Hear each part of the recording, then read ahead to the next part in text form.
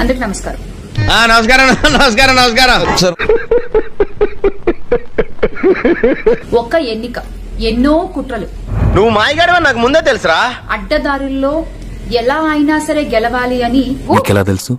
ఏమో నాకు అన్నలు తెలిసిపోతే అంతే. ఈ కూటమి ప్రభుత్వం చేసే ఎన్నో ప్రయత్నాలు.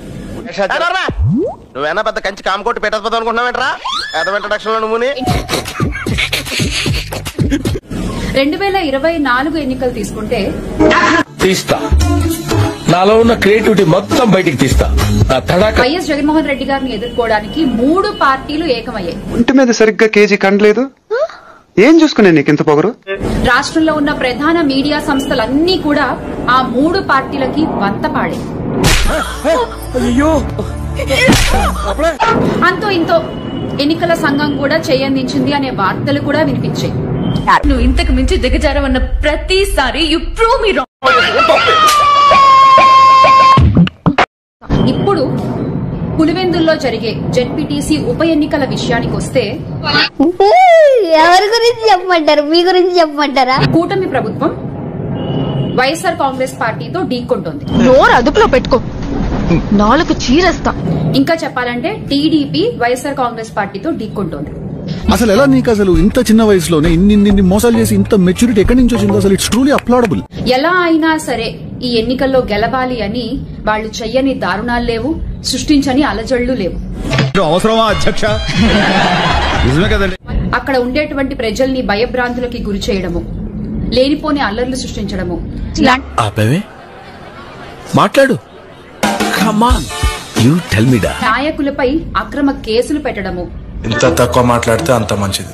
అడ్డమైన డీటెయిల్స్ ఇస్తే చాలా డేంజర్ అవుతుంది. ఇలా చెప్పుకుంటూ పోతే చాలానే ఉన్నాయి. అంటే ఇవన్నీ దేనికి అంటే ఏమిటో, ఒకవేళ ఈవీఎంల ద్వారా జరిగే ఎన్నికలు అనుకోండి, ఎలాగో అలా ఈవీఎంలని మేనేజ్ చేసేసి అమాంతంగా ఓటింగ్ శాతం పెంచేసుకుని, ఇది ఎప్పుడు పెట్టారు? జస్ట్ ఇప్పుడే పెట్టాం సార్. లేని ఓట్లని జత చేసేసి ఎలాగో గెలిచేయడం వీళ్ళకి తెలుసు.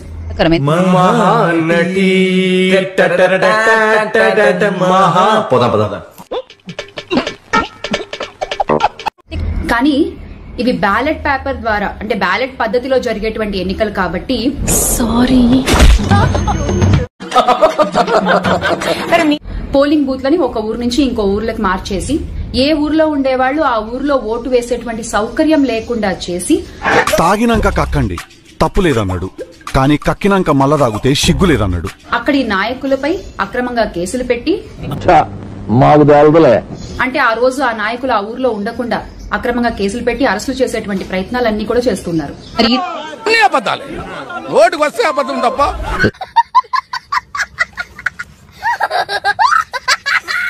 ఇది ప్రజాస్వామ్యమా ఇంకేమన్నానా?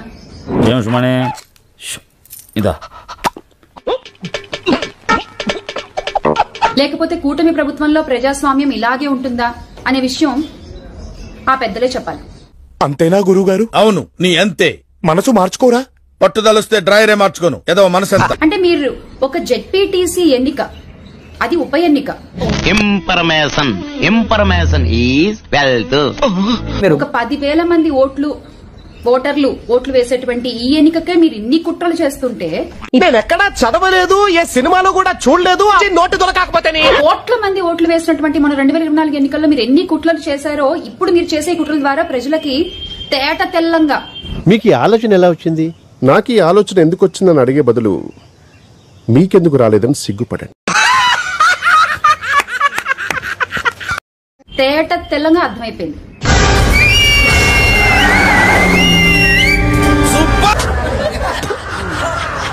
మీరు ఎన్ని మోసాలు చేసినా, ఎన్ని కుట్రలు చేసినా ప్రజలు ఈ రోజున నిజం వైపు నించోడానికి సిద్ధంగా ఉన్నారు. ఇదంతా నీ ట్రైనింగే కదరా? నాకు ఆయనకి అసలు సంబంధం ఏంటరా? అంటే నల్లపురెడ్డి వాళ్ళు ఎర్రబల్లి వెళ్లి ఓటేయాలా? అంతా బాగానే ఉంది. అంటే మీరు మొన్న నల్లగొండవారిపల్లిలో సృష్టించిన బీభత్సం, అరాచకం చూసిన తర్వాత కూడా నీకెందుకయ్యా అవన్నీ? నీ పని నువ్వు చూసుకో.